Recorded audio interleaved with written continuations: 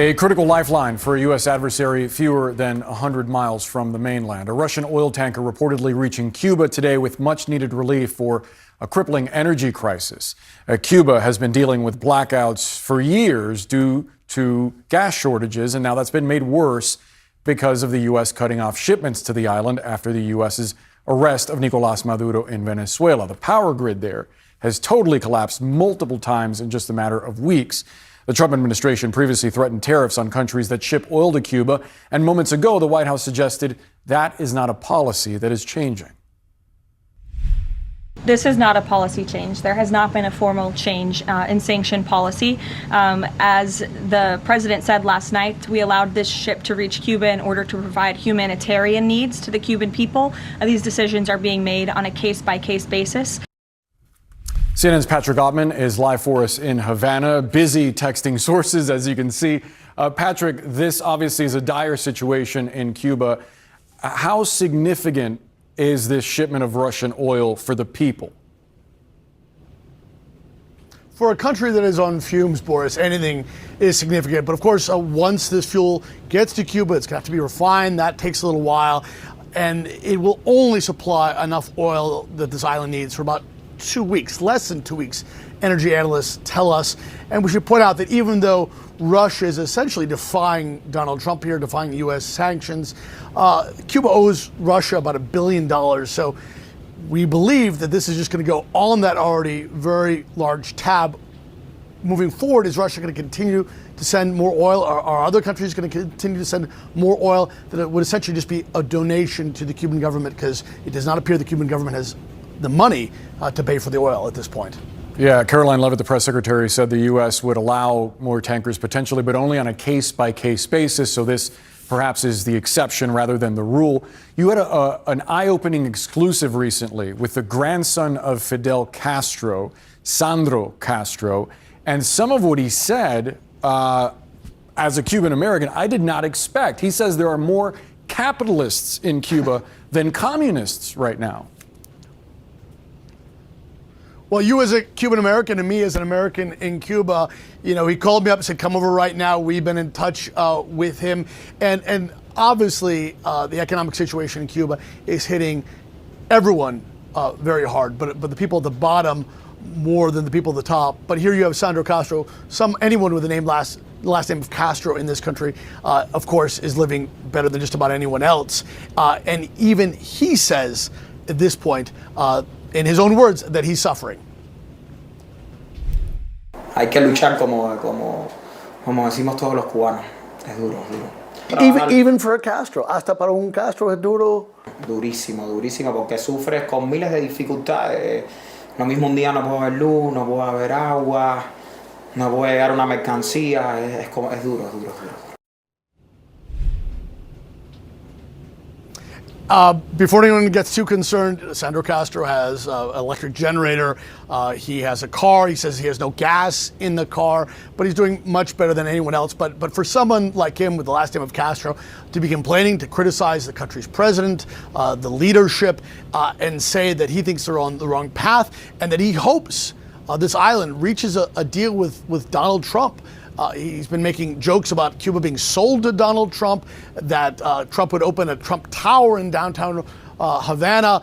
This is the kind of thing that for anybody but a Castro would get you in trouble here. It may even get him in trouble here. I was surprised and really couldn't believe the comments as he was making them to me. But as you said, Boris, he says that he's a capitalist and that he thinks that more Cubans at this point are capitalists than communists. Social media satire video, Donald Trump arrives in Cuba to buy the island. While this Trump is a fake, he's dealing with a real member of the Castro family. Fidel Castro's grandson, Sandro Castro, an influencer and nightclub impresario who says he has no interest in politics. The very public face of an otherwise still mysterious family that has held power in Cuba for nearly 7 decades. At an interview in his apartment in Havana, Sandro Castro says he is a sign of the changing times on the communist-run island. And what would your grandfather, Fidel Castro, say that you're more capitalist than communist? Mi abuelo, a ver, él era una persona que tenía sus principios, cada cual es como él, lógicamente. pero también respetar a las otras personas. Y ya te digo, es mi forma de pensar. But all the capitalists had to leave Cuba. Hay muchas personas en Cuba que piensan capitalistamente y hay muchas personas que quieren que en Cuba haya un capitalismo con una soberanía.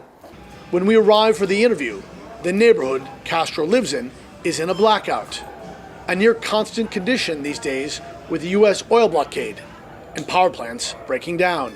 Sandro Castro's apartment is lit by an electric generator, but from his balcony, the surrounding houses are in near total darkness. He shows me his one-bedroom bachelor pad, how he lacks paint for the wall, how his fridge is nearly empty, except for the Cuban beer he's always drinking. I point out that the appliance is a foreign brand that most Cubans could never hope to afford. His famous last name, Sandro Castro wants people to know, doesn't come with any special treatment in a Cuba on the edge of economic collapse. Hay que luchar como decimos todos los cubanos. Es duro, es duro. Even for a Castro, hasta para un Castro es duro. Durísimo, durísimo, porque sufres con miles de dificultades. Lo mismo un día no puedo ver luz, no puedo haber agua, no puede llegar una mercancía. Es duro, es duro, es duro. But being a Castro must help you. Mi apellido es mi apellido, yo orgulloso de mi apellido, lógicamente, pero no veo esa ayuda que usted me está diciendo en ese preámbulo. Yo soy como un ciudadano más. Cuba faces unprecedented U.S. pressure to open politically and economically. U.S. Secretary of State Marco Rubio, a Cuban American, has been reaching out to Cuban officials, including members of the Castro family. In one of his videos, Sandro Castro pretends to receive a call from Rubio, who he then hangs up on. Rubio has said Cuba needs new leadership, and that could include Cuban President Miguel Diaz-Canel stepping down. Despite Fidel and Raul Castro's support for Diaz-Canel over many years, Sandro Castro says he is no fan. Do you think President Diaz-Canel is doing a good job? No diría que está haciendo un buen trabajo. Para mí no está haciendo un buen trabajo. Porque hace rato tenía que haber hecho muchísimas cosas que no se han hecho bien. Y hoy en día nos están perjudicando en la actualidad. Cuba's leaders reject attempts to blame them for the crisis. And Sandro Castro says officials have questioned him about his often surreal and critical postings.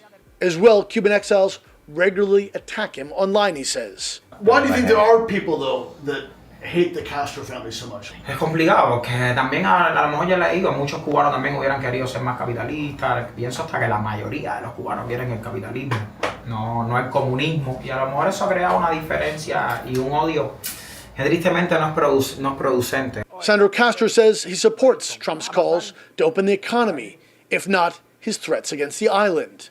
At the end of his video, he takes the U.S. leader on a tour of Havana. Hope from at least one member of the Castro family that a historic deal with the U.S. and opening on the island are possible.